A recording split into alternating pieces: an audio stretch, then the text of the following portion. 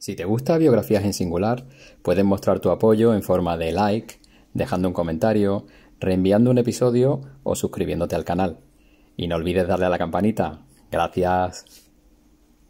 Buenos días, Ludi. ¿Qué tal? ¿Cómo estás? Hola Héctor, buenos días, estoy bien, ¿tú también? Ujú. Sí, un gusto, un placer tenerte hoy de invitada. Yo agradecida y encantada de estar aquí contigo, esperando que Bueno, nos salga muy bien esta conversación. sí, seguro que sí, porque bueno, con tu talante y tu amabilidad, seguro que va todo fluido. Muchas Y bueno, gracias, como igual digo. Gracias. Pues bueno, como ya sabes y sabe nuestra audiencia, en lo que nos reúne pues es tener una charla distendida, cómoda, con un recorrido biográfico por debajo, algo que bueno, que nos une y que en esto eres una maestra.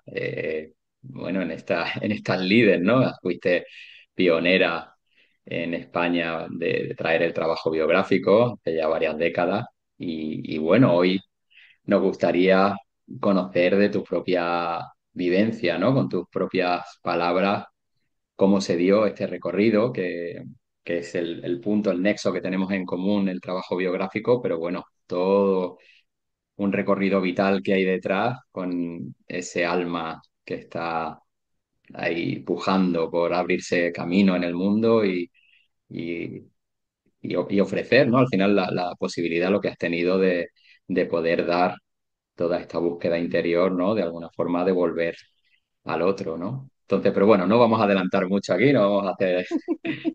eh, tú Eh, me contás, dime. no, te iba a decir que no contemos toda la película en el tráiler, Sí, ¿no? claro, claro. Hacemos aquí como ese, ese avance también para personas que igual no te conocen, pues que sepa el Mm, mm, contexto, un poquito por mm, dónde vienes y mm, a mm, qué te has dedicado durante mucho tiempo. Pero bueno, esto irá saliendo en la conversación. mm, mm. Me contaste que naciste en Madrid. Ujú. eh, bueno, has superado ya los 70, ¿no? 71 años. 71, sí. Nací en Ujú, el año 1954. En un lugar muy castizo de Madrid y en un momento también muy particular, porque apenas hacía 15 años que había terminado la guerra civil. Y entonces yo recuerdo de niña ver entre los papeles que había de la familia la cartilla de racionamiento, de que oh, no, en aquella época no había comida así a disposición y cuando yo nací ya no estaba vigente, pero todavía había una buena memoria. Y fíjate que eso va a ser uno de los temas, la relación con la comida, uno de los temas fuertes en mi biografía, ¿no? Hablabas de la biografía y como biógrafos sabemos que hay cosas que se nos repiten y que tienen que ver ujú, con eso que luego llamamos hilo rojo. Pues ese va a ser una de las cosas. Igual que otra va a ser la relación con la muerte, porque la primera noticia que tengo yo, o lo primero que me cuenta mi madre de mí, es que parece ser que ella tenía asumido que no se quedaba embarazada si no tenía un gran susto. Y entonces, cuando hablaba de mí, decía, se tuvo que morir mi padre para que naciera ella. Entonces, ese es otro tema que también va a estar presente después a lo largo de todo mi recorrido. Y la muerte grande, pero también las muertes chiquititas, que son los cambios. ujú, Como que todo ha ido así, como que entiendo eso desde el principio. Y contaba que nací y en aquel tiempo los métodos diagnósticos eran muy escasos y lo que llamaban la matrona, ¿no? O la comadrona, lo que tenía era una trompetilla para oír los latidos y no había mucho más. Y entonces creían de la potencia que tenía mi latido cardíaco que éramos dos. Después mi madre tardó 3 días el parto y es que por lo visto yo traía 5 vueltas de cordón al cuello y cada vez que intentaban hacer me asfixiaba. Entonces tuvieron que hacer forceps para para que yo pudiera nacer y el resultado de eso fue que tenía diarrea nada más nacer y la dijeron a mi madre que no me diera de comer durante 3 días y entonces ya empecé a régimen desde ¿Cómo llega? nada más llegar. Por eso digo que la comida también, y ya verás si te sigo contando cómo va a ser algo que está muy presente, ¿sabes? Esa relación que no deja de ser ni más ni menos que la relación con la tierra. Pero bueno, es una curiosidad, ¿no? Ujú. Y otra cosa sí que a mí que te decía que tiene esa ligación con la muerte, fue lo que es mi primer recuerdo que Ajá. sabes que lo utilizamos mucho, lo preguntamos mucho, ¿no? Porque es ese primer momento donde uno toma conciencia de sí mismo como un yo en relación al mundo. Y parece ser que yo tenía una relación muy especial con una hermana de mi abuela, mi tía Justa. Y mi madre decía que estaba siempre con ella y que con 2 años ella me había enseñado a rezar el Padre Nuestro. Imagínate, con 2 años rezaba el Padre Nuestro. Y entonces el primer recuerdo que yo tengo es el entierro de ella, estaban sacando el féretro de casa y alguien tropieza, había 3 escalones y tropieza. Y yo es como que percibo el movimiento del cuerpo dentro del féretro, pero yo de esto lo estoy viendo a una altura como si estuviera subida en un árbol. Y al cabo del tiempo, cuando cobré conciencia de que eso no era normal, le pregunté a mi madre que qué edad tenía, qué edad tenía yo cuando pasaba eso. Y me dijo, pues no tenías los 3 años todavía. Y digo, es que yo me veo muy alta, no me tendría alguien en brazos. Y me dijo mi madre, no, es que tú no estabas siquiera allí, estabas en casa de no sé quién.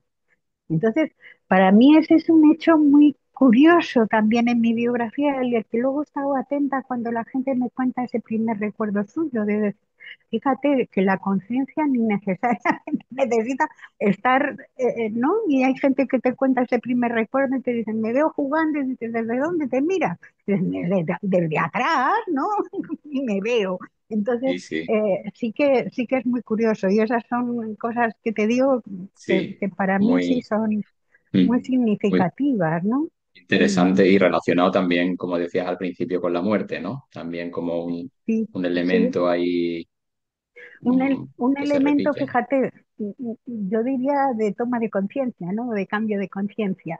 Ujú. No desde ese sentido tan dramático que tenemos, que Sí. también lo tiene, ¿no? De Ujú. pérdida o de despedida, Ujú. pero sí. Y bueno, a los 4 años de estar sobre la tierra llegó mi hermana, que es, yo diría, la relación más importante y más querida de todas. Somos grandes amigas, además de ser hermanas, y me dieron el privilegio de darla nombre, y la nombré Estrella, porque me parecía eso, que era una estrellita. Y luego con casi 7 años nació un hermano. Y después del nacimiento de mi hermano en la familia surge un proceso muy duro, y es que mi madre se enferma y la diagnostican en aquel tiempo de una psicosis maníaco-depresiva, ¿no? Entonces la familia eh, te puedes imaginar la catástrofe. Y yo, como Ujú. era la mayor, ya ves tú que mayor con 7 años, empiezo a hacer de madre suplente. Entonces es un poco complicado porque, pues porque soy yo también muy pequeñita. Mi padre, el hombre trabajaba en una fábrica y los fines de semana daba sentido a lo que era su vocación, que era ser churrero, también castizo, pero a él lo que le gustaba era la churrería. Y estaba muy ausente y bueno, pues aquí hacíamos como podíamos, ¿no? Entonces eso va a durar mucho tiempo. iba al colegio, un colegio de monjas, y para mí ir al colegio era descansar realmente, porque la sensación que tenía era que tenía que hacer cosas para las que no estaba preparada, claro, como te claro, puedes imaginar. Y mi madre era tan oscilante sus estados de ánimo que no sabías, te ibas al colegio por la mañana y no sabías que te ibas a poder encontrar por la tarde, ¿sabes? Porque alternaba la depresión y la manía, y entonces era como todo muy, muy inestable. cambiante. Ujú. Pero, ¿sabes? Fíjate, con todo y eso, mi madre ha sido, claro, como son todas las madres, pero ella ha sido una gran maestra porque ella tenía, justamente por su enfermedad y por las cosas que le habían pasado, tenía una pregunta vital que la ha estado repitiendo desde el principio al fin, y era: ¿la enfermedad es una prueba o es un castigo? Y eso Ujú. yo lo oí desde siempre. Y cuando tú oyes una pregunta repetida, pues quieres saber también la respuesta, ¿no? Y de alguna manera ese acompañamiento con qué era la enfermedad y cómo era la enfermedad también va a estar muy presente a lo largo de mi Ujú. vida y de mi carrera. Como Bueno, pregunta. como pregunta, sí. Sí, en Ujú. realidad, si yo tuviera que, que decir cuál era mi pregunta existencial, ¿no? Es que, ¿qué sentido tiene esto y cómo interpretar lo que nos pasa? Mira, a propósito de eso, una anécdota. A mí me encantaba leer, nací con ese gusto, ¿no? Y en mi casa, como culturalmente era un ambiente pues muy sencillo, ¿no? Lo que había para leer eran las novelas de Marcial Lafuente Estefanía, del oeste de mi padre, porque no había mucho más. Y yo leía cualquier cosa. Pero como ellos sabían que me gustaba tanto, un año me trajeron los Reyes un diccionario ilustrado y la Biblia de los niños de Pierre Bon, que era una Biblia con ilustraciones. Y aquello para mí fue un regalo, bueno, como no te puedes ni imaginar. Y leyendo aquella Biblia, yo encontré una historia que me pareció fascinante, y era la interpretación de los sueños que José hacía al faraón, y aquello de Ujú. las 7 vacas flacas y las 7 vacas gordas. Entonces, cuando las cosas en mi casa se ponían muy mal, yo empezaba a contar las vacas a ver cuánto faltaba para las El cambio vacas gordas. de ciclo, ¿no? Ese cambio de ciclo, y de decir, claro, no me extraña que luego haya estado tan receptiva y tan, Ujú. tan, tan abierta a lo de los sexenios. Pero la pregunta era qué sentido tiene y cómo encontrar ese sentido, ¿no? Y la enfermedad, fíjate lo que dice Steiner, ¿no? Que la enfermedad es un hecho del destino para la educación de sí mismo. Entonces está muy ligado una cosa con la Ujú. otra. O sea que No ya sé si me vemos. estoy bien. Sí, sí, no, estupendo. Como ya vemos como estos primeros años vienen muy, muy marcados, ¿no? Con mucha, bueno, con carga, con responsabilidad y bueno, como niña ante, bueno, me imagino que esa a veces, muchas veces incomprensión, ¿no? De lo que está viviendo, por qué está pasando esto, ¿no? O tener que hacerte cargo, como decías, de situaciones que tu edad en principio no nos corresponden, Ujú. pero interiormente también cómo vas viviendo también tu parte de niña, pues bueno, has nombrado la lectura como esa parte de inquietud, ¿no? Que vas alimentando, ese hambre, ¿no? Intelectual o de saber, de conocer. Y en cuanto al interactuar con otros niños, el juego, en el colegio, las niñas, bueno, amigas, ¿no? De esa época también cómo se da esa parte de niño, ¿no? De vivir como un niño como tal. Pues verás, mucho de...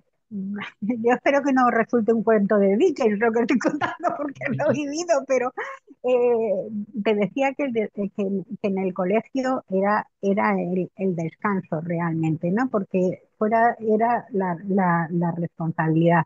Pero se une un problema a lo que estoy hablando, y es que a los 7 años yo empiezo a engordar, engordo muchísimo. Entonces soy una niña muy gordita, tan gordita que con 13 años pesaba 109 kilos.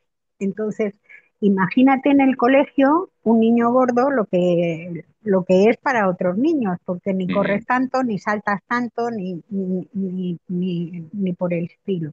Entonces, mi gran amiga del colegio era Isabel García, que también su madre estaba enferma y que era delgadita, delgadita. Y éramos como el antes y, el antes y el después del chocolate Matías López, porque las dos nos sentíamos diferentes ujú, del resto de los niños, ¿sabes? Era como cargabas con una responsabilidad para la que no estabas preparada, pero en aquellos tiempos y pues igual que ahora en algunas sociedades, ¿no? El que los niños trabajen parece lo más normal del mundo y es algo que es absolutamente devastador, porque además ujú, siempre tienes la sensación de que no das la respuesta adecuada para lo que se necesita, ¿sabes? Es como, ujú, pero bueno, yo me he encontrado con que eso también ha sido algo que se ha repetido en mi vida, ¿sabes? Tener que dar respuesta para cosas que yo no me sentía preparada, pero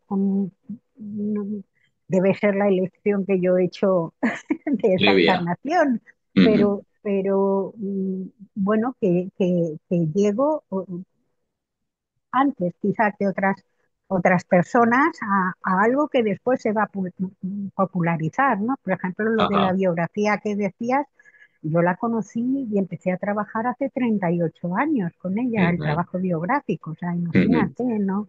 Entonces, de decir, bueno, eso me ha pasado con varias cosas, Como que, como que se te anticipa, ¿no? Las etapas, ¿no? Como que se te presenta sí, antes de... con- por decirlo de alguna manera, que Sí. soy pionera, ¿no? Pero Ujú, pionera en cosas que, claro, es eso que la contrapartida es que sientes pues, que no sabes lo que estás haciendo realmente, claro. porque no hay modelos o son Ujú, muy escasos los modelos, pero también te da la libertad de inventártelo todo, claro.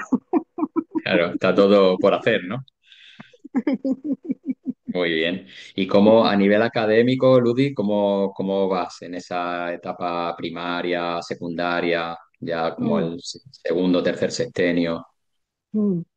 Verás, mi padre entendía que el que las mujeres estudiaran era una pérdida de tiempo, porque se casaban y luego no utilizaban lo que... Y él no quería que estudiara. Y yo tenía todas todas las ganas del mundo de estudiar. Y entonces, eh, eh, junto, me ayudó mi madre y pedí una beca para poder empezar a hacer bachiller. Pero como yo tenía claro que iba a tener que trabajar, hice lo que en aquel tiempo se llamaba, empecé a hacer el bachiller laboral, que entre otras cosas consistía en que aprendías inglés y francés en vez de latín y griego, y mecanografía y taquigrafía, o sea, realmente iba orientado hacia el trabajo.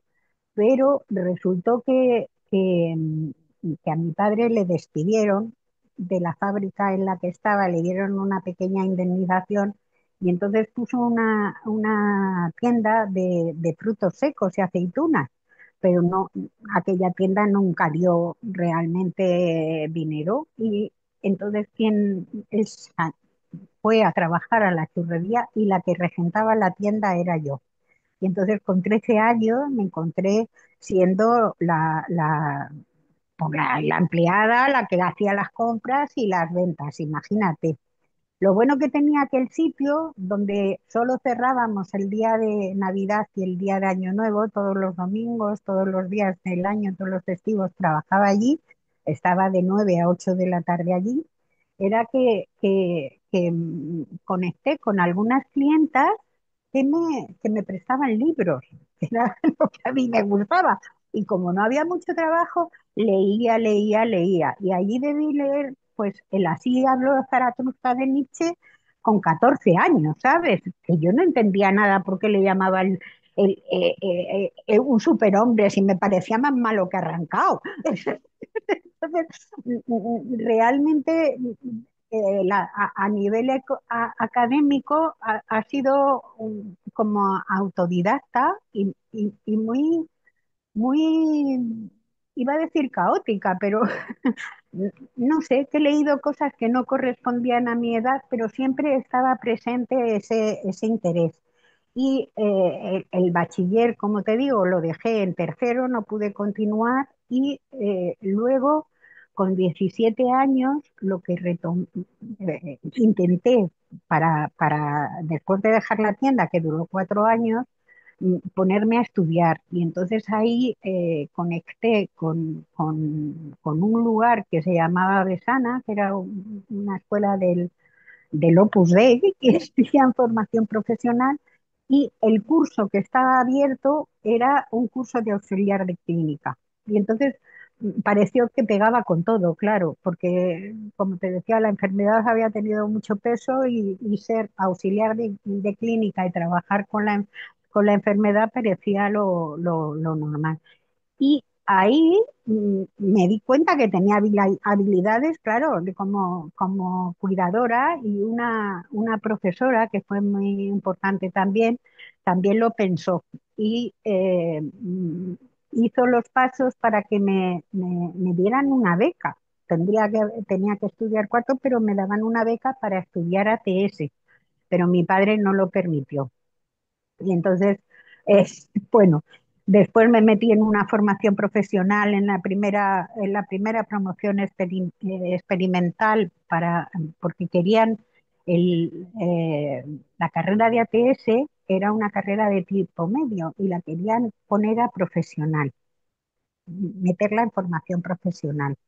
Hicieron 2 ciclos que en total duraba 5 años y yo hice esos 2 ciclos, pero cuando teníamos que salir para el mundo del trabajo, las enfermeras se pusieron en huelga y dijeron que ya no querían estar en formación profesional, sino que querían ser universitarias. Y entonces me encontré con que era tan auxiliar después de 5 años que al principio lo único que me convalidaron el bachiller, el año que me faltaba, y pude entrar directamente a hacer ATS. Ahí hice ATS otra vez, o sea que ser enfermera me costó como 8 años y cuando ya estaba terminando me di cuenta que me había equivocado y que eso no era. Curioso también, ¿no? Como a veces se dan las circunstancias que hay que dar ahí un rodeo grande y Para las cosas, pero fíjate, a mí lo maravilloso que me parece todo es que el sentido que cobran las cosas, pero que a veces tiene que pasar mucho tiempo para que ese sentido encaje, ¿no? Yo le he leído a Steiner hace poco de decir, el sentido de algo no lo encuentras por lo menos hasta 7 años después del mm, suceso. Vas encontrando sentidos, pero el sentido sí, de verdad necesita ese tiempo. Bueno, todo esto que yo te digo, que durante años yo he vivido como una pérdida de tiempo absoluta, porque mm, ahora te cuento más de por qué fue, pero cuando yo me doy cuenta que no es el cuerpo que hay otra cosa y que eso no está bien, lo siento como que he perdido el tiempo, que como he estado de tonta, como me he despistado tanto de esto. Pero y luego Ludi, perdona, qué edad más o menos aproximadamente tienes? cuando dejo la enfermería, Sí. como 27 años.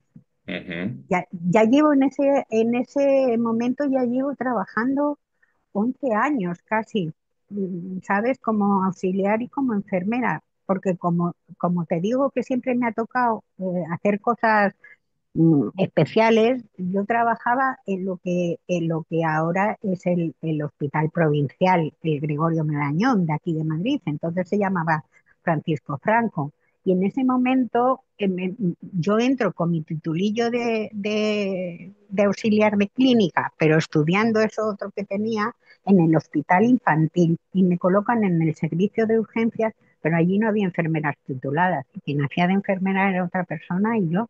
O sea, realmente haciendo cosas que desde lo académico es que estaban prohibidas, pero eso es lo que se pedía, ¿sabes? Entonces, pues esas cosas que sí, como te digo, es una constante en mi vida. En tu vida.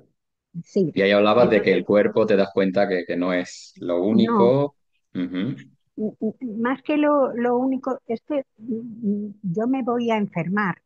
Mm, Me voy otra vez para atrás. Como he dicho, con 13 años tenía muchos problemas desde los 7 años andaba con problemas de sobrepeso y con 13 años deciden que tengo un síndrome metabólico y con 12 años ya he tenido problemas de una luxación de la rodilla haciendo gimnasia. Y Ujú, entonces, cuando yo empiezo a trabajar en el hospital y todo esto, a los 21 años, curiosamente, los endocrinólogos del hospital donde trabajaba hacen una investigación sobre la obesidad y el ayuno. Y entonces yo me presento voluntaria a ese estudio. Y estoy sin comer 32 días, solo con una dieta hídrica. Pero en aquel tiempo en los hospitales se podía fumar y yo era una gran fumadora. Y además, como el café negro no tiene calorías, me dejaban tomar café negro y entonces me pasé 32 días con esa dieta. dieta, Imagínate, dieta cañera, ¿eh? me, me enfermé, me terminé de enfermar Sí, y entonces claro. empecé perdí mucho peso en esos 32 días, adelgacé de 16 kilos, pero en 7 días comiendo 500 calorías engordé 8 kilos. Entonces era como, yo lloraba porque decía, pero si no me lo he comido, ¿cómo lo puedo haber engordado? Y Claro. era realmente entender que el cuerpo era algo, pero a partir de ahí se termina de desequilibrar mi metabolismo y empiezo con problemas. Con 22 años, con problemas de artrosis y osteoporosis, empiezan los huesos a deshacerse, realmente no me sostenía. Y empieza un proceso donde me van a operar tres veces, me tienen que hacer un efecto de huesos, todo eso. Y eso va a llevar a que yo viva el hospital como paciente, no como cuidador. Ujú, Y me ujú. doy cuenta de la barbaridad que es. Y entonces, en un momento determinado, yo no puedo seguir eh, eh, colaborando a esto. Y al mismo tiempo encuentro amigos que son psicólogos y que me empiezan a hablar del psicoanálisis y de la importancia que tiene lo anímico en lo físico. Bueno, al cabo de cierto tiempo empiezo a hacer, bueno, y conozco la antroposofía, porque cuando estoy así con todo esto empezando el proceso, me dicen que nunca más volveré a andar sin muletas, y estuve 5 años andando con muletas, yo en aquel tiempo era una frase recurrente que veía uno en las paredes, la de los ácratas que decían que paren el mundo que yo me quiero bajar un ratito. Y yo me quería bajar. No, estaba ya como había hecho lo que me habían dicho que tenía que hacer y lo contrario y nada de aquello era, ¿no? Y con mucho malestar. Y empecé a buscar algo que me permitiera irme al campo a vivir y claro, como tenía que vivir, imaginé que iban a ser los recursos como enfermera rural o algo así, pero empecé a Ujú, buscar cómo podía ser viable aquello. Y ya había conocido yo, cuando tenía 18 años, algo que se llamaba antroposofía, pero a mí me pareció una secta. Estaba allí Antonio Malagón, que era un, un ujú. biólogo, y Miguel San Valentín.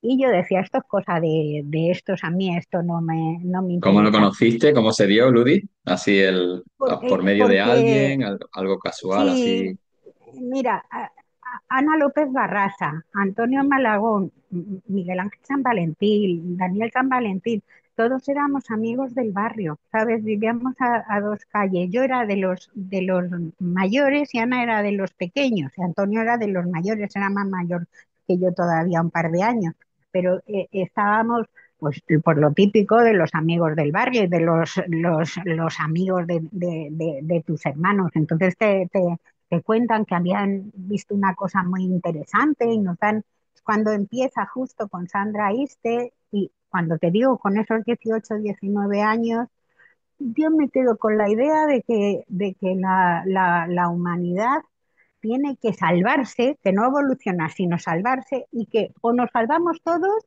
o no se salva ninguno. Y dije yo, quita para allá, yo, esto que me hablan a mí de salvación. Pero luego cuando te digo que estaba buscando qué hacer con mi vida y cómo hacerlo, me cuenta Miguel Ángel que están pensando en hacer una comunidad terapéutica en Cantabria, que se llama Casa María, y que vaya a ver, hablar con Sandra, a ver si tiene algún sentido para mí.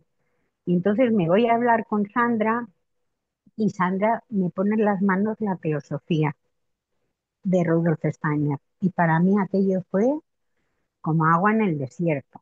Realmente era la sensación de que alguien había escrito cosas que yo había pensado, que no había pensado, pero que estaba a punto de pensar. Era realmente como decir, ¡ay, esto hay que contarlo! Fue algo maravilloso. Y sí que empecé a hacer intentar ser miembro de aquella comunidad y de hecho me hice copartícipe del crédito del Banco Bochum que se pidió y todo eso, pero no pasé en Casa María nada más que una noche, porque ya entre tanto llegó, claro, fui haciendo cursos y aprendiendo cosas y vino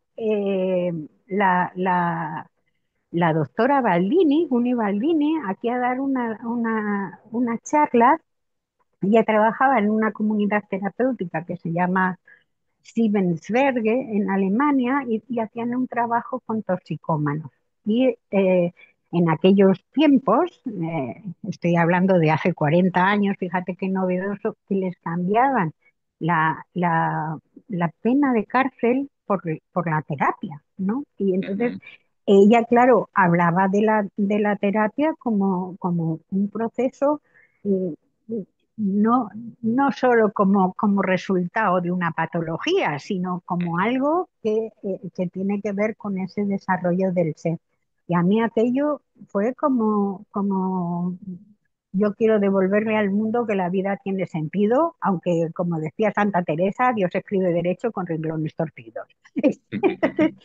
Eso me dio un gran impulso Y bueno, para con lo que estás contando me viene así muy fuerte, ¿no? Como tu propia vivencia, tu historia, como tú misma también estás haciendo ahí ese proceso primero más nihilista, ¿no? Como primero estás pasando por una época que no ves el sentido con todo lo que te está pasando, con tu entorno, tu propia enfermedad, y cómo a través aquí de este hilito de luz, ¿no? Bueno, que vas probando y tu propia búsqueda que está siempre, ¿no? Desde niña mm, vaya un poquito poniendo ahí orden o encontrando lo que de verdad te conecta, ¿no? Y haces tu propia, no solo empiezas a colaborar para otros o vas viendo cómo puedes tú contribuir, sino que tú estás haciendo tu propio proceso, ¿no? Ahí de salvación, podríamos decir. Claro, no, yo no lo puedo separar, ¿sabes? Y por eso cuando me pongo ahora a trabajar con alguien, dices, lo que pongo es a disposición mi sustancia. Mis experiencias no tienen por qué servirte a ti, pero el proceso humano de lo que ahí sí que lo pongo a tu disposición, ¿no? Y ya hace mucho tiempo de decir, claro, uno comprende mejor las cosas que de alguna manera has transitado, ¿sabes? Entonces, por eso te decía, la búsqueda de mi madre de la enfermedad es una prueba y un castigo, y después para mí, esto cuando se resuelve y qué sentido tiene, ¿sabes? Porque, porque es que venía a ser lo de las vacas. Pero fíjate, cuando estaba en esa época más nihilista que tú dices, que corresponde en el momento donde físicamente yo estoy más afectada, ahí yo hago experiencias con las drogas, ¿no? Con el hachís, que curiosamente después aprendo que es la droga de los buscadores. Sí. Fíjate qué curioso. Entonces Pero conozco más buscadores de lo que yo creía, entonces. y sí, sí, pero es como coger un atajo, ¿no? Porque, bueno, la experiencia es que te metes en los sentidos, pero te metes de otra manera distinta. Y, Ujú, y va, bastante ligado con el alcohol, que lo que hace es cortar la conexión en el mundo espiritual, ¿no? Y es cuando te metes demasiado, de repente hay que cortar, porque si no... Pero por eso te decía antes que había hecho lo que me habían dicho y lo contrario de lo que me habían dicho. Y esa es la de lo contrario. Pero fíjate, una vez, pues yo no sé si estaba colocada, pero fue una experiencia para mí muy fuerte, muy fuerte, muy fuerte. Y es que me imaginé que veía mi propia tumba y mm, yo la veía y me vino a la cabeza aquello de que la energía no se destruye, solo se transforma. Y ujú, pensé, oye, pues lo que hay dentro de mí, que no es el cuerpo, a algún lugar tiene que ir, ¿no?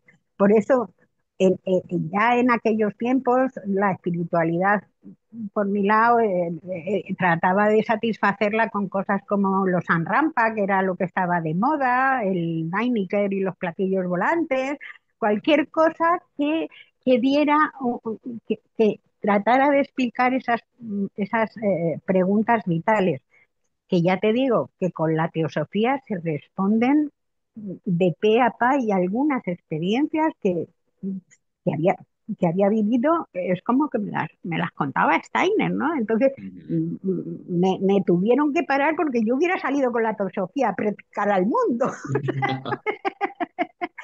Pero llega un momento en que me doy cuenta, porque seguía consumiendo hachís, y me doy cuenta que no puedo, que las dos cosas, que tengo que elegir. Y, Ujú, y claramente dejo el hachís, ¿sabes?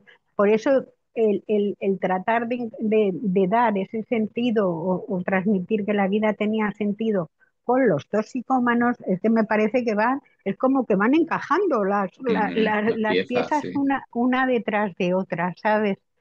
Y lo más curioso, como digo, es que cojo para ir a esa clínica de la doctora Baldini, cojo un, u- un atajo rarísimo. Para empezar, eh, mm, ¿Dónde estaba entiendo la que clínica? tengo, En Alemania, dijiste, ¿no? en Alemania, sí. Ujú, Y lo primero que entiendo es que tengo que soltar las muletas y me dedico un año entero nada más que a curarme. Entonces, eh, con toda suerte de cosas a mi alcance, con psicoanálisis, masajes raros. eh, Estoy hablando de hace 39 años aquí en España, no, 39 más 40. Yo tenía, sí. El asunto es que aquí había muy poco, éramos cuatro locos, ¿no? Y era buscar por unos y por otros. eh, Afortunadamente, conecto en un curso de verano con el doctor Otto Wolf, y que viene a dar cursos de medicina antroposófica con Beatriz Sánchez. Entonces, me presento y él me da la clave de lo que está pasando. Dice que lo que tengo es un tumor en hipófisis o en suprarrenales, y que lo busque, que de 20 médicos solo uno lo podrá encontrar, pero que lo busque. Y a través de Ana López Barrasa, me lleva a un compañero suyo del clínico, porque vete tú a decir a un médico, mire, que me han dicho que tengo un tumor. Y entonces, este hombre, por cariño a Ana, me hace las pruebas, pero con mucha reticencia. Estaba diciendo, porque todos los niveles estaban un poco alterados, pero no lo veía así muy grave. Pero había mandado a hacer una radiografía simple de cabeza, y al mirar esa radiografía se da cuenta que hay algo raro. Y el algo raro que hay es que tengo el lugar donde tendría que estar ocupada la hipófisis, está vacía. Y sin hipófisis no se puede vivir, y lo que hay allí es una cicatriz. Y entonces me explica que en algún momento ha habido un tumor que ha expulsado a la hipófisis de su sitio en su crecimiento y que se ha secado y que hay una cicatriz y que no se sabe dónde está la hipófisis. Y la, la hipófisis está funcionando como si todavía estuviera el tumor cuando el tumor no está. Claro, operar para tratar de ver dónde está la hipófisis es lo inviable. Entonces, que bueno. Y ya te digo, empiezo con todo esto, doctor Paul me manda incluso las medicinas, empiezo a tener, y yo creo sobre todo era como la sensación eso de haber conectado de nuevo con de haber conectado de verdad con el sentido de mi vida a nivel profundo, ¿no? Que me daba la energía de venga, venga lo que hace falta, Ujú. ¿no? Y tengo la sensación de que volví entre comillas, a encarnarme, porque tuve que aprender a andar sin muletas y tuve que aprender un idioma nuevo. En Mm, realidad aprendí dos, porque como te decía antes, intenté coger un atajo y entonces se me ocurrió, y como yo no estaba muy preparada para irme con los toxicómanos, que mejor me iba a Suiza porque allí podía hacer una formación en socioterapia y iba aprendiendo alemán y entonces me voy a hacer la formación en socioterapia a Ginebra, con lo cual sabía cuatro nociones de francés del colegio y llegué allí con mi pobre francés, pero estuve 3 años y medio haciendo socioterapia, con lo que aprendí algunas cosas, pero alemán no. Y que cuando, como no cejé en el empeño y seguí yendo a Alemania, cuando llegué a Alemania, a Siebenberg, y no hablaba alemán, pero sí hablaba francés, me ponen bajo la protección de Anita Charton, que era la única allí que hablaba francés y ella es el hilo a través del cual llegó a la bibliografía. Así que por ujú. eso te digo, insisto mucho en que Dios escribe derecho con renglones torcidos, pero cuando te das cuenta de decir, pero yo más que me he ido a Suiza y donde quería llegar era Alemania. Alemania, pero donde yo quería llegar era al trabajo biográfico y entonces no sabía ni que existía, ¿no? Mm, Lo voy a descubrir en qué ese encuentro maravilla. con Anita. Qué kármico, ¿no? Como una decisión aparentemente que no debería ser, ¿no? Que sería como más ilógica. Lo lógico, pues no sé, habría sido prepararte un poco alemán y, y irte directa, ¿no? A Alemania. Claro, claro, ¿no? Y, Yo reivindico mucho lo que te digo, es decir, cuando hay un cuento chino, ¿no? Que es de alguien que pasa una desgracia y dice, ¡ay, qué desgracia! Y le contesta el sabio, ya se verá, ¿no? Pues yo mm, reivindico mucho de que lo que en un momento parece un gran error, después es un gran acierto. Lo que te mm, decía de la enfermería y de todos esos años, como aquí yo no tenía una formación académica adecuada para tener una cobertura legal para hacer el trabajo biográfico, ha sido el título que tenía de diplomada universitaria en enfermería, especialista en salud mental, el que me ha dado la cobertura para hacer eso. Entonces, no era en absoluto una pérdida de tiempo. O cuando llega alguien y darme cuenta de que puede haber un problema físico, ¿sabes? De decir, mm, bueno, este no era el trabajo, pero no deja de ser formación. ¿No? Entonces, de cuando nos sentimos así perdidos y viendo y diciendo, me he equivocado, eso está mal, no decir, ya se verá. mm. Esos 7 años que comentaba. Y, y cómo siempre lo que dicen, ¿no? Es como es necesario, aunque a veces no lo vemos de primera, cómo vamos tomando, adquiriendo experiencias que a veces nos puede parecer como una pérdida de tiempo, pero luego vamos viendo como siempre es necesario y lo portamos, ¿no? Para lo que sea, para cualquier situación, acompañamiento, saber estar, siempre al final, todo eso se va asentando, ¿no? Al final son experiencias, aprendizajes que bien entendidas Claro, o asimiladas siempre tienen su sentido. claro. Y sabes, yo creo que mucho también es como desde la personalidad. ¿no? ujú, Eso de esa máscara que se pone uno para sonar, ujú, personal, ¿no?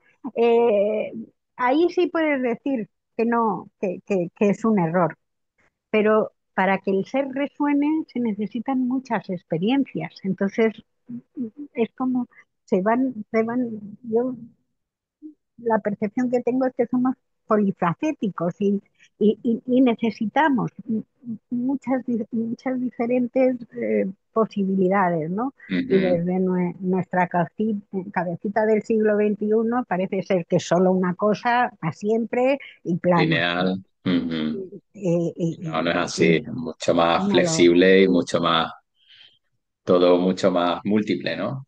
sí. Y qué bueno, bueno, has mencionado ahora en tu experiencia varias personas, Anita, que ha sido la última invitada, que tuve el gusto de hace un par de meses de charlar con ella, a Ana López Barrasa también, hace unos meses también, y bueno, muy interesante también cómo vamos viendo aquí que hay lazos conectados, vivencias, ¿no? De personas con lazos kármicos en desarrollo, que bueno, podemos apreciar aquí entre unos episodios y otros esta gran red tan bonita. Sí, es maravilloso. Además, eh, de verdad que a veces las palabras se quedan cortas, ¿no? Pero tú no sabes cuánto agradecimiento a esas personas que has nombrado y a Ujú, otras que, por ejemplo, te hablaba de Miguel San Valentín, ujú, de Antonio, del doctor Otto Wolf, ujú, de personas conocidas dentro del mundo de la antroposofía.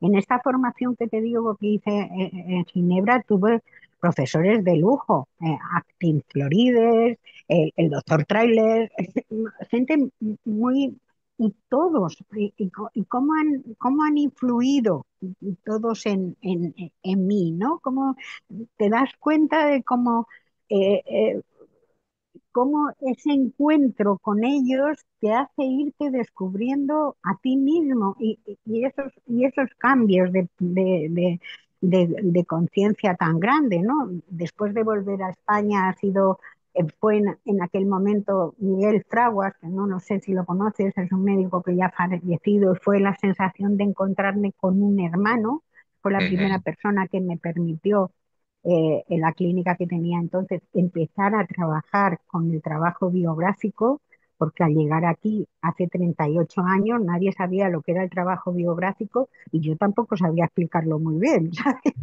Porque yo había empezado a trabajar a nivel individual ya en Alemania, en Sí, Siemensberger. ahí nos hemos quedado, perdona, ahí conoces a Anita, que queda bajo su tutela por el idioma, para facilitártelo con el francés.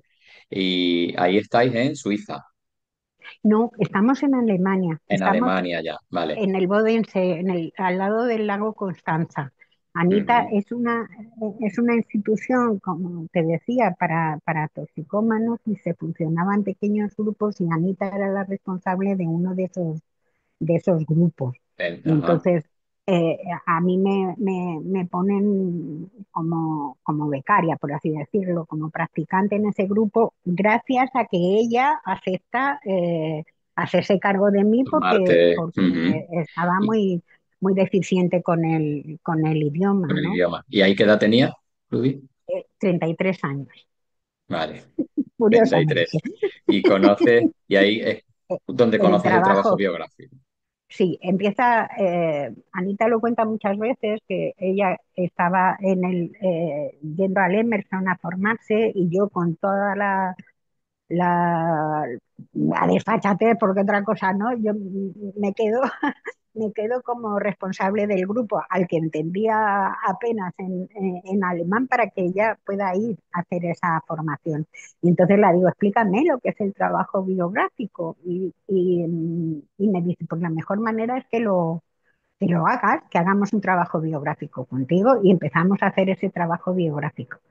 Y una de las personas que estaba allí en terapia, en tratamiento, dice, yo quiero hacer eso, pero lo quiero hacer contigo, Luli. Y yo casi me da una lipori, porque ya me contará. Y entonces Anita, que tiene muy claro que cómo opera el karma y además es muy valiente, me dijo, sí, sí, ella quiere hacerlo contigo, pues lo tiene que hacer contigo. Y yo, ya te digo, casi me da, me desmayo allí mismo, pero el caso es que no dije que no. Y dije, bueno, yo lo hago, pero cuando llegamos a algún momento y yo no me siento segura, las dos aceptéis que yo me voy a consultar a Anita. Y así empecé a hacer el trabajo biográfico, ¿sabes? En una lengua que ni siquiera manejaba bien y con una persona que supuestamente tenía graves problemas. Y oye, aquello funcionó. Pero ya te digo, me costaba mucho trabajo describir el trabajo, porque claro, la biografía sí sabía los antropólogos de qué estaba hablando, pero el trabajo biográfico yo no sabía tanto. Entonces, con Miguel Fraguas y Lucía Zorío, que estaba en aquella clínica, enseguida aparece, y Ana también trabajaba allí, la inquietud de traer a Gudrun Burham y Ujú. ella empieza a venir a España, que va a venir durante 8 años, y al principio es desde la clínica Tobías donde se facilita eso, y yo empiezo a formarme con ella y a aprender el trabajo biográfico grupal. Y a los 2 años, yo creo, una cosa así, eran los 91, 92, eh, una pediatra de entonces, Cristina Conde, Carmen Flores y yo, nos atrevemos las tres en hacer el primer grupo biográfico, porque a las tres nos daba miedo, pero queríamos hacerlo. Y así es como empiezo a hacer los talleres, que yo siempre lo he llamado talleres, ¿no? Luego Blanca viene en el 90 y habla de formación, pero para mí siempre han sido talleres de desarrollo personal y autoconocimiento. Ujú. Y ¿Y ya te esos digo, talleres, en qué año aproximadamente El, empieza? el, ¿Empezáis? el primer año yo creo que fue el 91-92. Ujú. ¿Sabes qué me pasa? Que hay fechas que me bailan porque los cursos escolares no corresponden con los años, ¿sabes? Ujú. Pero sí, Sí, empezamos entonces, ¿sabes? Pero ya te digo, al principio las tres, en ese momento yo en paralelo había desarrollado, me había vuelto de Alemania a Segovia. Y ahí como iniciativa desarrollamos un pequeño centro, lo que sería ahora un centro de turismo rural, donde claramente la, la, la intención se llamaba La Fragua, hacer del arte un encuentro y del encuentro una obra de arte. Y ahí lo hacíamos mi bonito. compañero de vida y yo, Paco Carrique, que es otra de las figuras de todos esos encuentros que decía, otra de las figuras maravillosas. Él era actor bueno, y cantante y muchísimas cosas, ¿no? Y a los dos nos unía una profunda conexión a nivel espiritual. Y Ujú. entonces empezamos aquí a hacer ese trabajo y él como que se hacía más cargo de la parte artística y yo de la parte terapéutica. Y para vivir tratábamos de desarrollar el aspecto de turismo rural, ¿sabes? Y Ujú. ahí era pues en el verano vacaciones creativas, que era que viniera gente de otros países y les enseñábamos castellano, pues haciendo jotas y telares y cocina y qué sé yo qué, y luego trabajando, pues ahí fueron surgiendo iniciativas y empezamos a trabajar como personal de apoyo a Cruz Roja en la prisión de Segovia, en los programas de, de, de reinserción social, ¿sabes? Ujú. Y empezamos a desarrollar poco a poco lo que se llamaban salidas programadas, y era que la gente que estaba bajo condenas y no salía de la prisión y volvía motu propio, no podía compensar, por así decirlo, la valoración que su condena le había propuesto. Y entonces venían a la fragua en grupo y luego también a nivel individual y tratábamos de trabajar con ellos, desde lo artístico, tratando ujú, de equilibrar y que cobraran conciencia de dónde estaban y cómo estaban. Y en ujú, esas salidas pues también se trabajaba con las familias, pero todo en un ambiente, por así decirlo, lúdico, ¿no? De realmente ujú. no, no es que fuera yo la que más pesara, que también, sino entender como que la alegría y el buen humor también es algo que sana y pone luz en situaciones muy Ujú, oscuras, ¿no? complicada. Ujú. Qué Mm, bueno también, me parece súper interesante lo que comentas con este proyecto con tu compañero en la Fragua. Al ser, como decías al principio, una disciplina que está empezando, cómo permite hacer esta fusión que hacéis ahí de arte, turismo rural, la parte terapéutica, ¿no? Como muchas veces en nuestra propia creatividad y dándole cabida y expansión y mm, apertura, se pueden mm. crear muchas veces proyectos Cosas, que mm, en principio en el papel nos pueden parecer a veces incompatibles, pero me parece como una mm, llamada o un recordatorio porque muchas veces nos podemos quedar en moldes o podemos quedarnos en algo como ya muy establecido cuando en realidad mm, mm, no lo es. no es para nada así, ¿no? Está Sí, esperando, dime, dime. mm. No te iba a decir que el proyecto de la prisión culminó con que hicimos exposiciones para que la gente comprendiera ese trabajo y lo Ujú, llamamos Proyecto Surcos. ujú. Y jugábamos con la idea de que los barrotes, si los cambias de dirección, pueden ser surcos. Y Ah, entonces, que ahí se podía sembrar realmente, ¿no? Y fue muy curioso porque de entrada para la exposición, la primera vez que se hizo en un local grande. A Paco se le ocurrió la maravillosa idea de poner gomas elásticas unidas del techo al suelo, de manera que parecían surcos. Y entonces había que pasar a través de los surcos para entrar en esa otra realidad. Y lo primero que había era un collage de pintura y todo esto. ¿Tú qué quieres bueno. creer que hubo gente que no fue capaz de atravesar aquellas lomas, que llegaban allí y se daban la vuelta y decir, claro, ¿sabes Claro, cómo sabes? eso, De decir, qué estamos haciendo? Y luego en la prisión era, en aquel momento estábamos muy cerca de todo el trabajo de Joseph Beuys y todo esto, y era decir, el arte no necesita medios. Es que puedes pintar con el polvo y con mm, cualquier, si realmente está la creatividad presente, creas, porque tú creas por el hecho de estar, por el ujú, hecho de ser, ¿no? Entonces es, si quieres, busca cómo. ujú. Fíjate, ¿no? Esa imagen, lo que has dicho, como no, a veces no somos capaces en un umbral, ¿no? De atravesar, como tantas veces nos pasa en la vida, ¿no? También a veces de forma Mm, física o imaginativa, sabemos que mm, ahí hay un antes y un después, ¿no? Al atravesarlo, ¿no?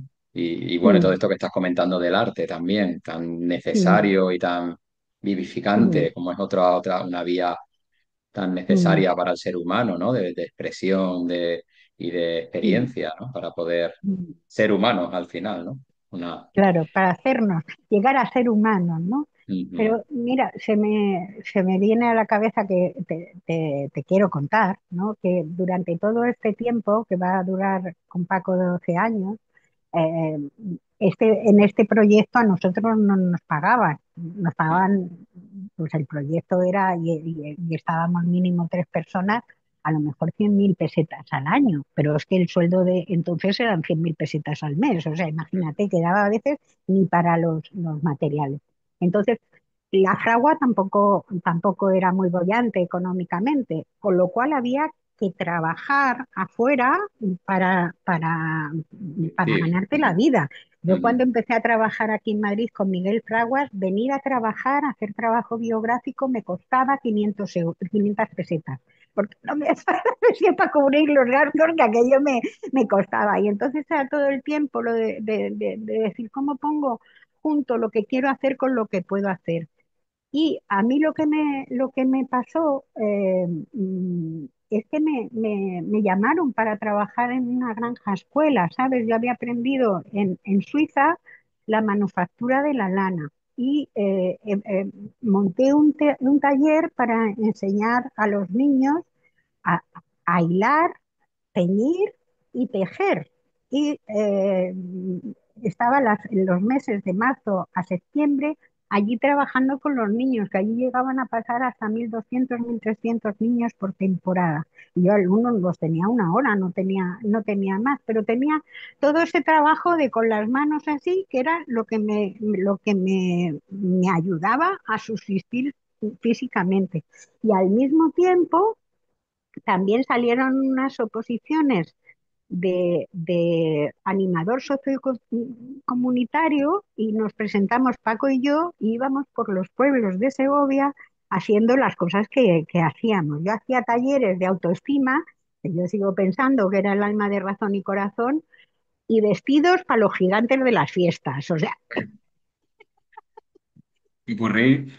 un popurrí porque eran las necesidades, ¿sabes? Pero Sí. ibas al pueblo pues yo qué sé, pues decíamos, el taller de autoestima, una tertulia, ¿no? Y en uno de aquellos pueblos se habían suicidado dos personas con poco tiempo y en esa tertulia la gente del pueblo se preguntaban cuál era su responsabilidad como comunidad ante aquello que estaba pasando, ¿sabes? Y de decir, es que a veces nos imaginamos que las cosas tienen que ser de una manera y Y vete a ver cómo como Dios ha luego. dispuesto que sean, ¿no? Ujú. Entonces, sí, yo creo que aquello fue, fíjate, de venir de una institución Campbell y de una institución antroposófica con tantísimos medios a encontrarte, pues eso, en Segovia, la primera casa que teníamos, el piso, los suelos eran de tierra, realmente. Cuando allá había humedad se hundían las patas de la silla, ¿sabes? Pues es con esto con lo que hay que trabajar. Ujú. Qué bueno. Como. Pero también por ahí debajo está ese contacto y ese encuentro humano, ¿no? Para que se dé crear ese Siempre. ambiente, esas condiciones que hablaban, ¿no? Con el pueblo que habían pasado esos sucesos. Ahora, por ejemplo, que hacemos tantas cosas virtuales, pues muchas veces no se llega a dar ese contacto, esa conexión para que se pueda llegar de verdad a entrar, ¿no? Para que uno pueda abrirse, pueda contar, pueda escuchar a otros, ¿no? Y Mm, todo eso mm. presencial tenía también esa calidez, ¿no? Y esa. Mm. Fíjate, Héctor, yo lo que sí que me pesa mucho también es eso de la ayuda siempre presente del mundo espiritual, Ujú, porque de verdad eso en toda esa época de Segovia lo he experimentado muy fuerte, lo de que Dios proveerá, porque es que nos ha llegado a parar por la calle gente que no, ha pasado dos veces tampoco, pero que no conocíamos para darnos dinero, porque habían oído hablar de lo que estábamos haciendo, ¿sabes? En momentos ujú, donde estábamos muy pegados económicamente. Entonces, de decir, pues es que se están moviendo las cosas, no se mueven solo las cosas que tú ves y tú haces, hay un montón de cosas que, donde tú eres parte de una red y se están moviendo montones ujú. de cosas, ¿no? Y si tú haces lo que tienes que hacer y lo que estás haciendo es lo adecuado, eso va a salir de todas formas. Mm, esa confianza también, ¿no? Y que te lo va mostrando lo que tú dices. Luego van apareciendo señales, personas, gestos que nunca te hubieras imaginado, ¿no? Sí, realmente, ¿no? De decir, se abren puertas, ¿no? Pues, por ejemplo, lo del trabajo biográfico en un pueblo, yo me pongo a hacer ese trabajo en un pueblo donde en el invierno somos 80 personas, ¿sabes? Entonces, de decir, ¿cómo? Pues Ujú, ¿cómo? También hubo un momento en que a pesar de hacer todas estas cosas que estaba diciendo, hubo la decisión en mí de decir, es que es esto lo que quiero hacer y, y- y lo voy a hacer. Y ujú, funcionó.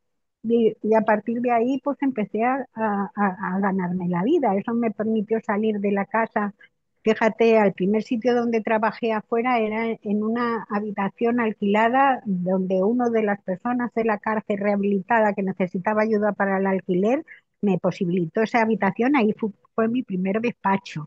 Luego, luego ya pude Luego ya pude alquilar otro local para que fuera despacho de verdad y luego venirme a Madrid, porque entre tanto pasaron muchas cosas. Perdí a Paco, falleció y después de eso yo ya estaba viniendo a trabajar a Madrid y a Segovia, pero después conocí a otra persona a los 5 años y pico de su fallecimiento, encontré a Fernando. Fernando era de Toledo y La época entonces de la fragua, perdona por situarnos biográficamente, más o menos qué edad, esos 12 años que comentaste pues mira, de los, aproximadamente. de los 30 voy a vivir en Segovia casi 21 años. Entonces llego a Segovia con casi 36 y me voy no, sí, 35, llego con 35 y me voy a marchar con 55 para 56.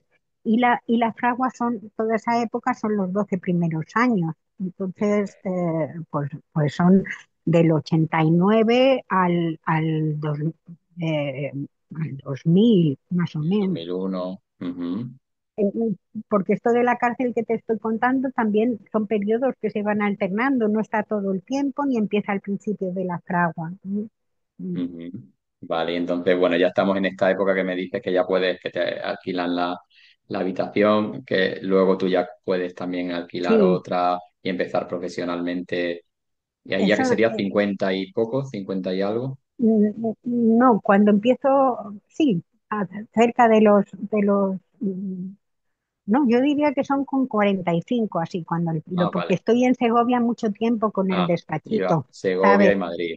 Y luego un compañero de aquí de Madrid me dejaba su despacho aquí en Madrid y porque tenía más sentido. Yo venía a Madrid todas las semanas para atender a mi madre que estaba muy mayor y como había gente de Madrid que venía a Segovia, pues él me dejó su despacho Bueno, para que atendiera gente de claro, ¿no? Madrid allí, Ujú, ¿sabes?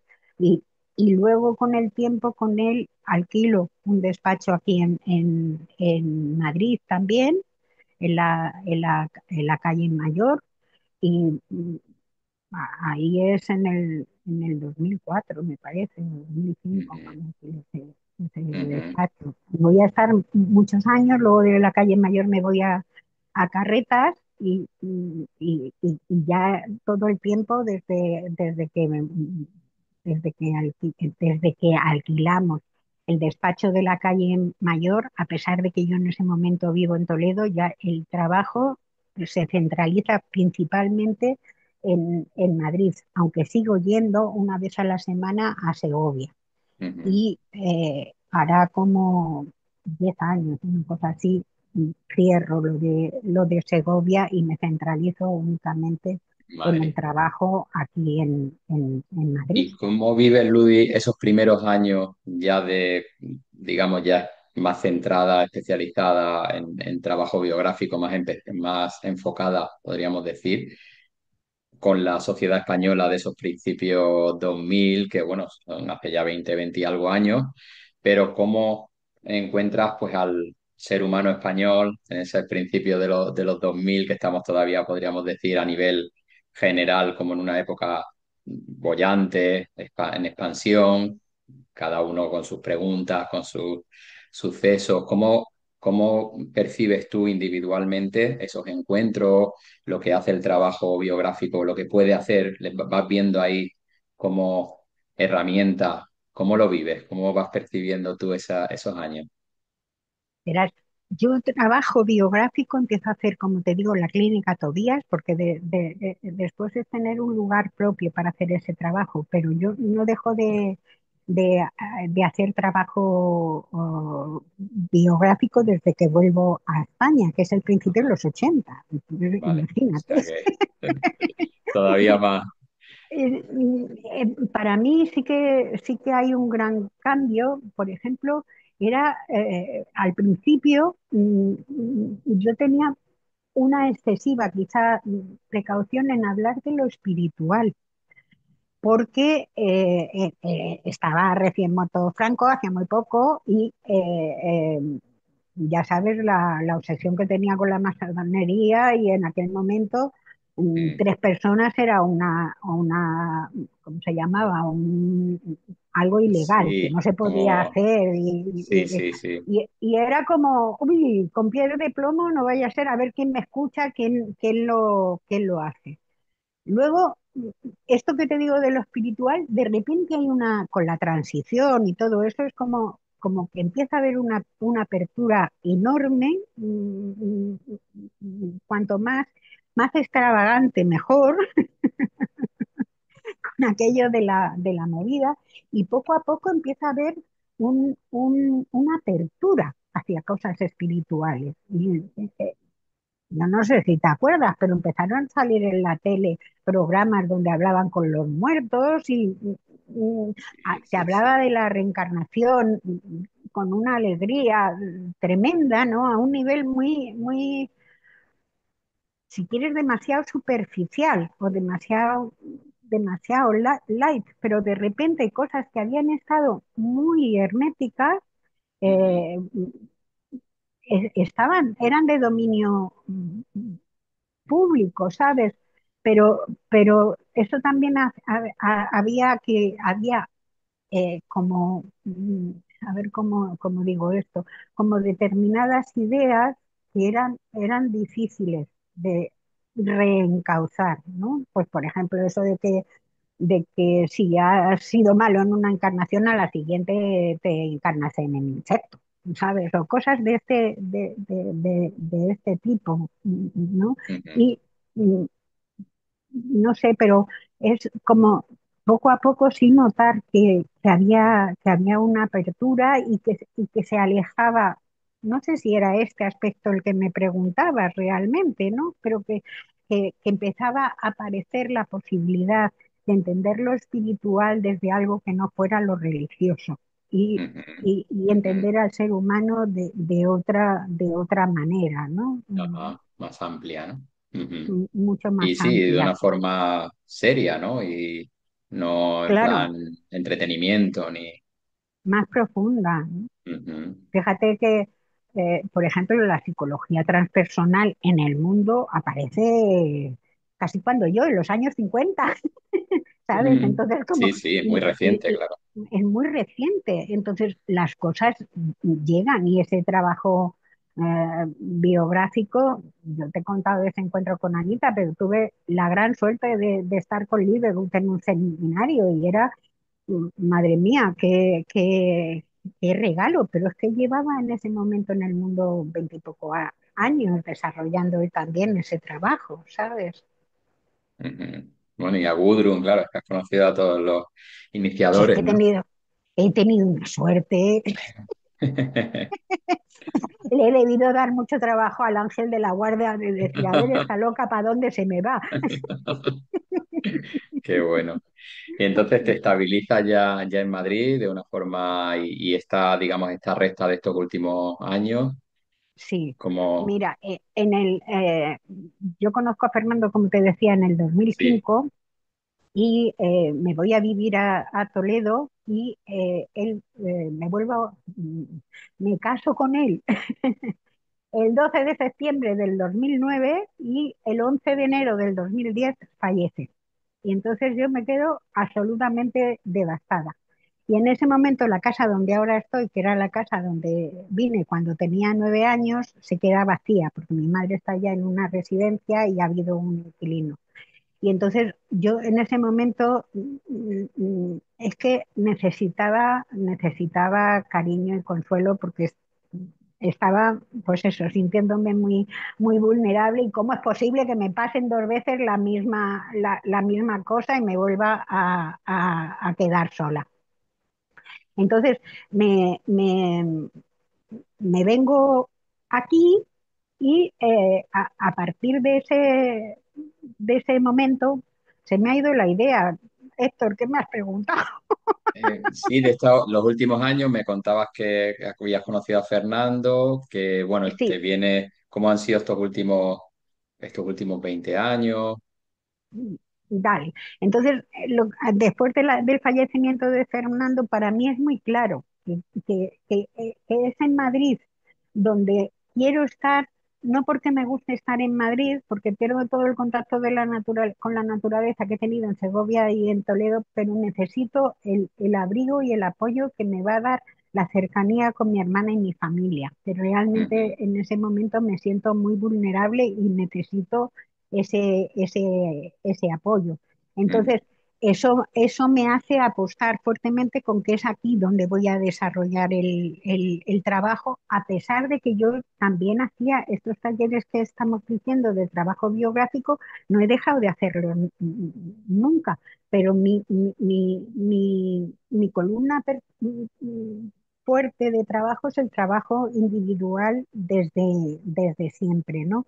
Y era ujú, aquí en Madrid, sí que tenía más posibilidades y se da la circunstancia de que yo siempre he trabajado con personas, casi siempre he trabajado con personas fuera del movimiento antroposófico, pero es que el meollo del movimiento antroposófico estaba aquí, con lo cual económicamente era más conveniente para mí ujú, estar aquí. Y eso es lo que me permite también dejar Segovia y centrarme y, eh, fíjate, yo diría de dejar de hacer un camino tan en solitario, porque gracias a mi madre y a sus padecimientos, la llevo al médico y conozco en el médico otra vez con un personaje importante que es Nieves Rincón, que era la médica que le tocaba por la seguridad social a mi madre, y que me la encuentro allí y que digo, anda, pues yo a ti te conozco y ella dice, yo te conozco a ti. Y entonces me invita al grupo que ya llevaban algunos años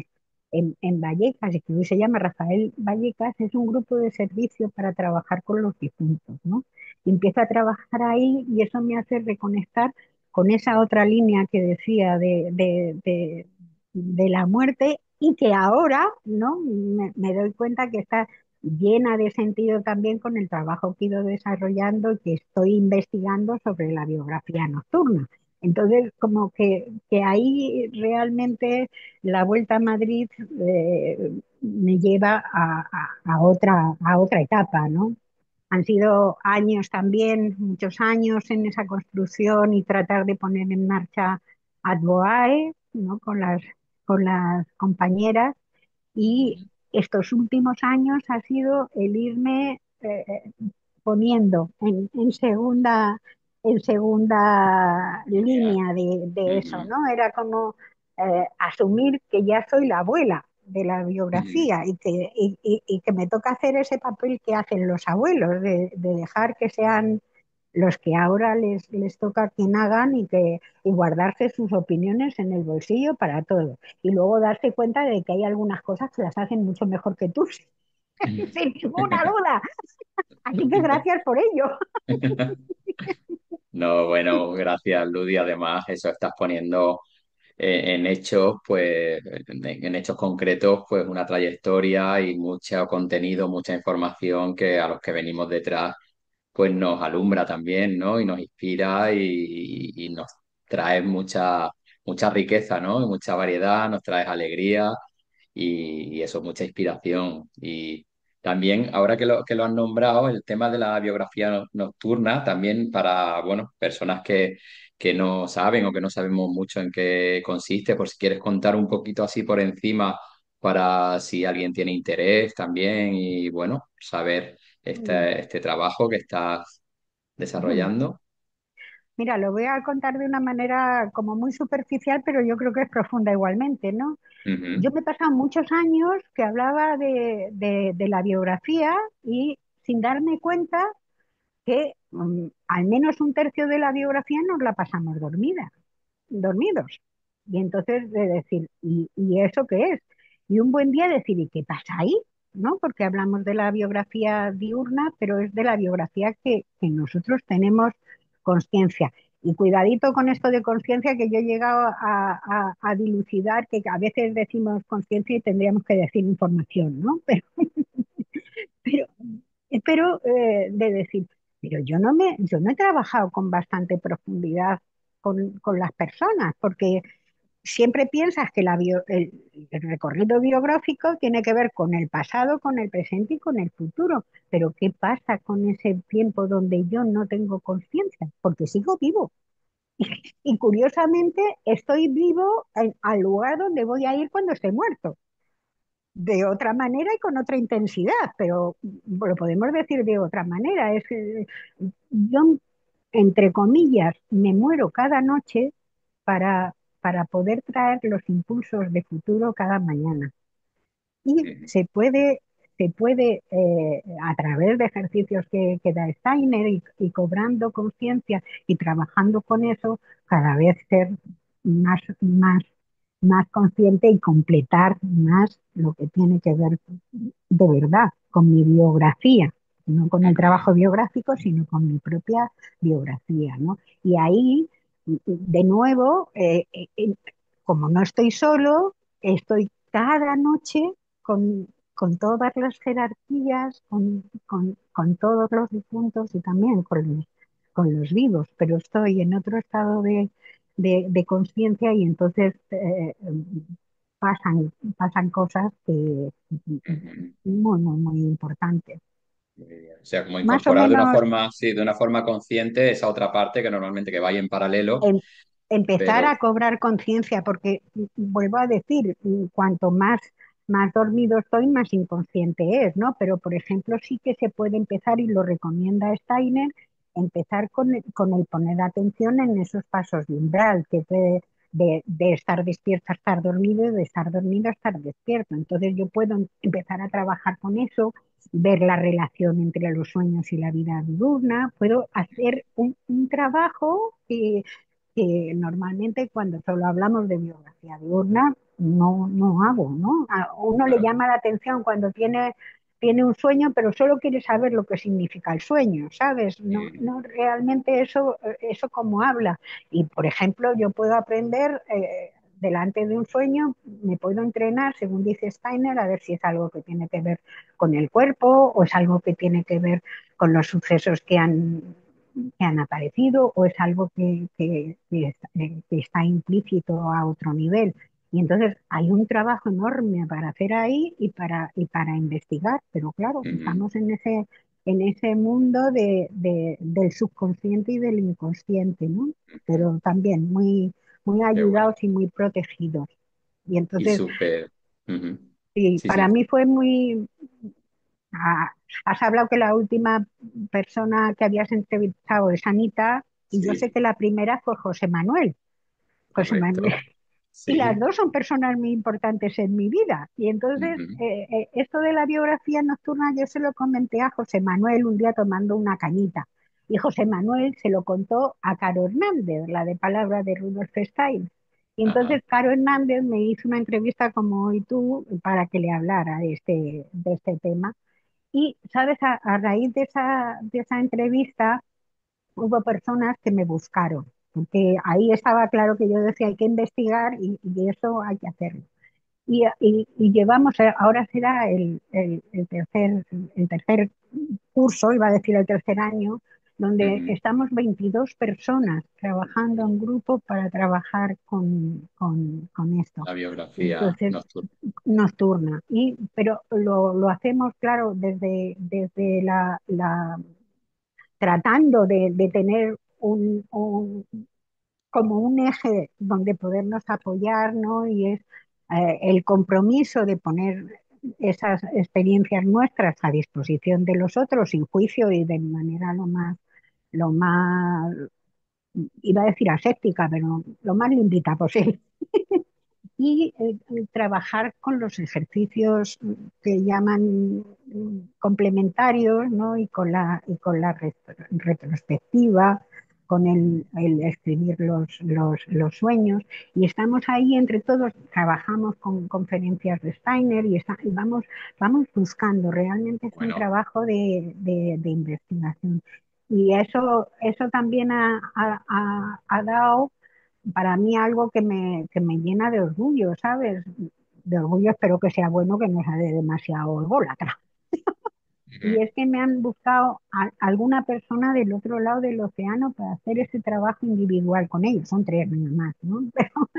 Pero sí, estoy ahí justo haciéndolo con algo que hemos nombrado, que no es presencial, sino virtual, y son personas que no he conocido. Y me doy cuenta que hay una parte que realmente cuando hacemos este trabajo hay una cuestión de destino y que si le ponemos de verdad esa presencia llega de otra manera, ¿no?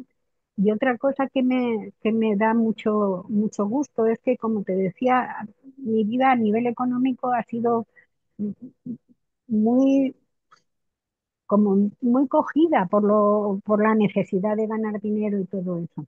Pero ujú. ahora estoy jubilada y cobrar podría en peligro mi pensión. Entonces me puedo permitir el decir, pues lo hacemos en plan cadena de favores. O sea, vosotros se lo dais a otro, ¿no? Y de decir, realmente ahora también con la edad que tengo, estas personas ya no son muchas veces crisis anímicas, sino crisis espirituales. Y decir, anda, pues a lo mejor es poner el trabajo de verdad en su esfera, en la esfera espiritual, y de ahí no tiene que venir dinero, ¿no? Entonces, bueno, esas cosas son las que me está pasando ahora y como te decía, de abuela, de poder hacer cosas, ¿no? También me invitaron para estar en en este grupo de apoyo al grupo de Eso. iniciativa del Congreso de APOAE y también tener la libertad de poder colaborar con esas cosas y ya te digo, me pone Ujú. muy orgullosa y muy contenta. Qué bueno, como también se va recogiendo esos frutos y también me parece muy bello lo que estás nombrando ahora, lo que estás diciendo de ese gesto también de ir dando, ¿no? A veces ya de una manera pues bastante generosa, ¿no? Altruista, como bueno, pues vamos a hacerlo una cadena de favores, ¿no? Como que uno va llegando a una etapa en la vida también en la que va perdiendo peso otra época más de necesidad o de mirar más lo concreto y se vuelve todo un poquito más fluido, ¿no? Más fluido. Las cosas como son, dicen que no es más rico el que más tiene, sino el que menos necesita, ¿no? Ujú, Y bueno, mi pensión no es extraordinaria ni muchísimo menos, pero sí que tengo cubiertos los mínimos, ¿no? Y de decir, "Jo, ahora he pensado toda la vida la transformación social, ¿no? Como un ideal y un ideal inalcanzable. Y decir, ah, no, guapa, pues ahora puedes hacerlo en este lado y también tener la posibilidad de lo que te decía, igual que a mí me han dado cuando ni me lo esperaba, también poder dar a quien a lo mejor no se lo espera, ¿no? Y eso me me parece mucha riqueza, me produce mucha satisfacción, ¿no? ujú. Qué bueno.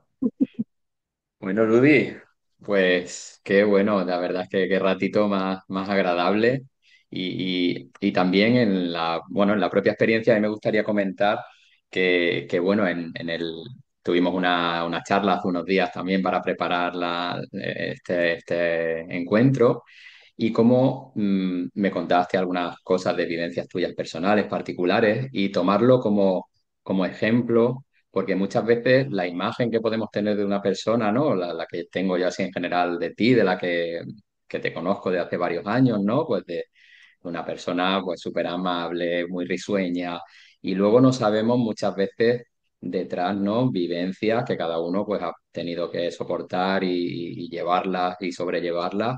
No sabemos, ¿no? Muchas veces en el encuentro con otra persona, cómo nos hacemos a veces una imagen y no sabemos ni nada, ni un 1% de lo que hay detrás, ¿no? Entonces, como a mí me sorprendió muchas veces, digo, ostras, no me podía imaginar muchas cosas, ¿no? De tu vida que me fuiste contando con lo que luego tú exportas, ¿no? Que es una imagen súper siempre tan amable y tan aparentemente así muy feliz, ¿no? Muy que bueno, que todos tenemos historias, ¿no? Pero que bueno, me pareció un contraste importante y hacer de ello tu vivencia vital, pues poder convertirlo en algo bueno, ¿no? Para el mundo, para afuera, ¿no? Mm. Y bueno, me parece una maravilla. Muchísimas gracias, un feedback tan generoso y tan positivo. Pero mira, a eso que tú dices, a lo mejor lo puedo ilustrar con un ejemplo de algo que me pasó. Ujú. Y es que cuando tenía 11 o 12 años, como que decía que estaba tan gordita, se reían de mí.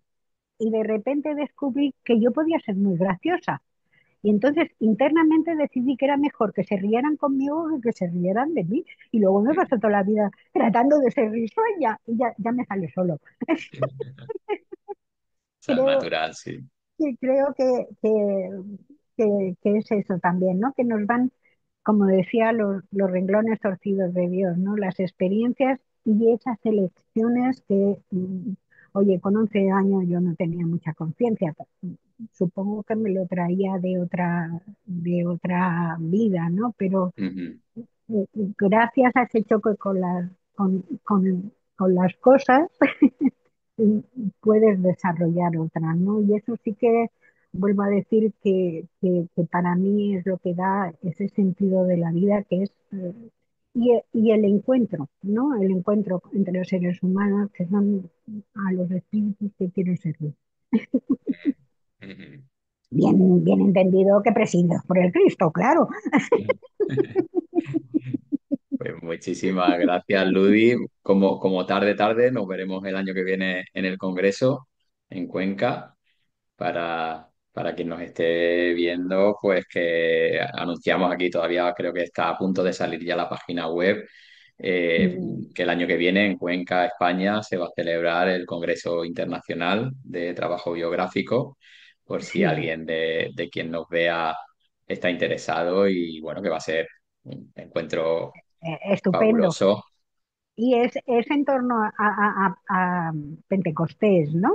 Sí, finales de mayo, sí, Finales de mayo. Lo digo por aquello de que la gente pueda se empezar a puede reservarse organizar, y claro, yo creo que viaje. va a ser muy estupendo y muy precioso el que se, se unan tantas personas que están desarrollando ese trabajo en el mundo y que creo que habrá acudirán muchas personas de Sudamérica justamente porque nuestra lengua les va a facilitar, ¿no? Entonces sí que creo que va a ser algo importante. Sí, Y, sí. y bueno, lo dicho al principio, lo vuelvo a a reiterar, que muchas gracias por tu invitación y por tu amabilidad y generosidad conmigo. Así que nada, Muchas gracias, Ludi. a tu Un gusto. disposición. Gracias, corazón. Hablamos. Un Hablamos, besito. besitos. Chao, Ludi. Gracias.